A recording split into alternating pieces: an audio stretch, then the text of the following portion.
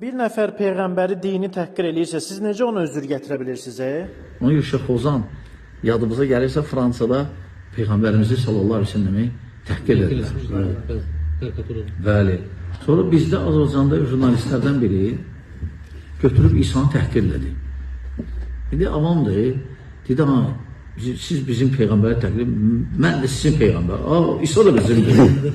İsa da bizimdir, Musa da bizimdir. Şeyx Ozan'a sualı verdilər ki, jurnalistlərdən biri İsa'nı təhqir edir. Şeyx dedi ki, ola bilsin cahildir.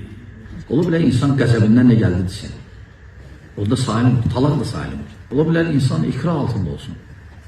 Əziyyət versinlər və ya məcbur eləsinlər nəsə deməyə. Salimdir.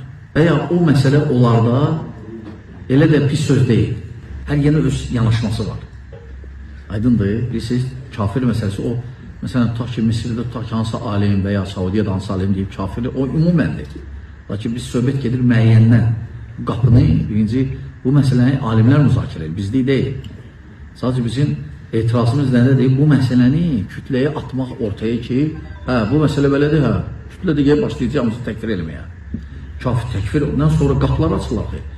Təkfirdən sonra gəlir, əgər kişi belədirsə, kafirdirsə, gəlir qadını ondan boşana.